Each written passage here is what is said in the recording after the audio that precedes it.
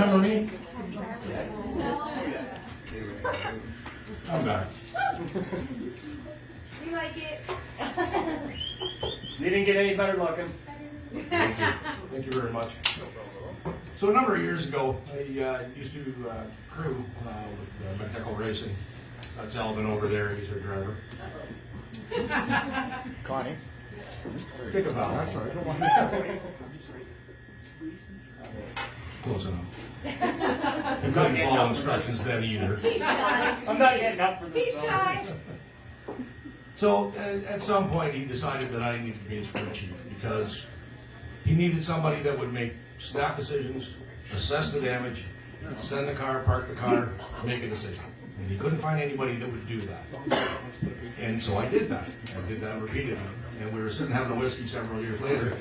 And he said, you've always treated me right as a crew chief. I said, fuck it, I've actually blown up more engines than you have. I've never sat in a race car. Good times. We went to Cayuga back when it was the old track.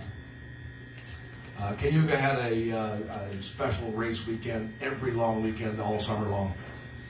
And so if you went on May 24th weekend, it was all young people there, much younger than me, much more confused than me. Well, I didn't drink entirely too much. There was so many things that happened on that grounds, and there would be probably half the crowd that had no idea there was a racetrack. They went for the long weekend, they went for the party, they went just, oh my, the things that you see. And as a almost middle-aged man at that time, it was like, I can't believe this. So we're sitting, this is 5:30, 6 o'clock in the evening. We are flipping some steaks on the barbecue. We're going to get ready. We're going to have a couple of cold beers. Probably get into a little bit of shenanigans later on, but in the meantime, we're having some drinks. We're flipping some steaks. So it's a huge campground. And from my vantage point, in my lawn chair, next to the barbecue, I see a young lady about a half a kilometer up the road this way. And she's talking. Not to me, not to anybody with her, she's talking. And a half a kilometer up the road this way, I see a young gentleman who is also talking, and it takes me a little while because back in those days I didn't have hearing aids and I was already deaf. So I have no idea what they're saying. I just know that they're talking to each other. So they keep talking. They get closer, they keep closer, and they keep talking, they keep getting closer. And as they get closer, they're almost nose to nose. And the only thing I can imagine, they're standing nose to nose, and she shrugs her shoulders, takes off her underwear, hands them to him. He takes these underwear, he looks at them, pulls them over his head, and they both kept going in the same directions that they were going. Now, it's taken me a long time to figure out how that exchange went. And the only thing that I can figure, with all my years on the planet and all my experience with weird shit that's happened, is he said, I'm going to go do some laundry. Do you have anything that you need washed? To which she replied, yeah, my underwear are pretty dirty. And then she handed him the underwear, and he went, fuck, I forgot the laundry basket. And off he went. So, a little later that same evening, we're minding our own business, and we're just having fun. And you go from campsite to campsite to campsite, and you kind of try to talk people into going to the races, and the problem with going to the races is that they didn't know racing was happening. Even though yesterday morning when they got up, there was already cars on the track, but you can't see them from there. The wall's in the way. So as we go from campsite to campsite, and there's some beer involved, there's maybe a little bit of whiskey, and it's cold. It's ridiculously cold. If you don't wear a glove, there's a half a chance your beer can will freeze to your fingers. It's cold. So as we're walking along, we're minding our own business, we're having fun. There is 3 girls that would be between the ages of, say, 17 and 21, in bikinis, with about a 75-foot tarp stretched out, and they're running and they're doing the slip and slide. And I thought, it's cold. These girls have got to be just about frozen. They're going to die. But rather than offer assistance, we carried on with what we were doing. So we bugger off for an hour. We come back, and the slip and slide's gone. And so I said to one of the gentlemen that was there with the garden hose soaking the slip and slides, what happened to the girls?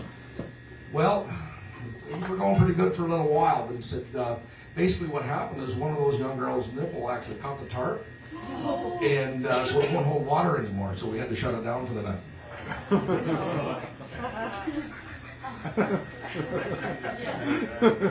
Makes sense. Okay. So the other thing that was odd was the big tree. And I've been to the big tree. Me too. I can't find my way back to the big tree. We were out, and one of the guys who was with us was a self-proclaimed fire walker, and his big fun thing for the night was to walk through the campfire. And he would always ask permission. Is it okay if I walk through the fire? Everybody there is hammered. I don't give a fuck to walk through the fire if that's what you want to do. So we did that, and we entertained ourselves a little bit with what he was doing. And so we're getting ready to leave this one campsite, and this little old man is walking up the road wearing a big heavy pair of coveralls. And he comes wandering up, and he says, "I'm trying to find my son." Good luck. It's a big place. Well, he's parked under the big tree. Okay, well, there's 6 trees on the property.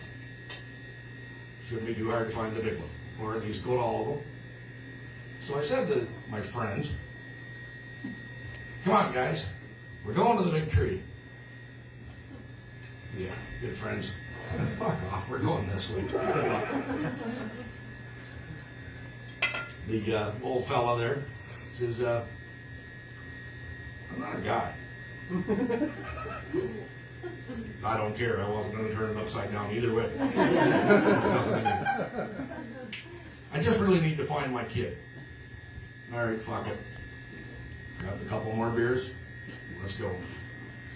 3 hours. 3 fucking hours. Stumbling around in the dark, hammered out of my mind, almost.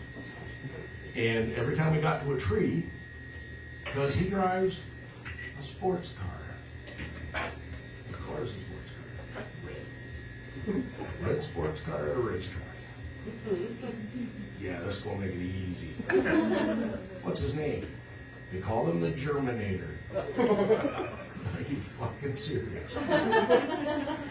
So I go into every campfire that's anywhere near a big tree. Germinator here? And about 14 guys between the ages of, say, 12 and 14. "Yeah, it's me." "Is this your mom?" "Oh, fuck no." 3.5 hours. It took me to finally say to this woman, "Adopt a new kid. There's lots of them here. Just get a new kid." And off I went. So there's many other things that happened in those specific weekends, and I'm going to come back in a month and tell you some more about it. And in the meantime, I'm going to pass the. Are we calling you Peter, Rodney, or Dick? Rodney. Peter's short for Dick, isn't it? Here you go.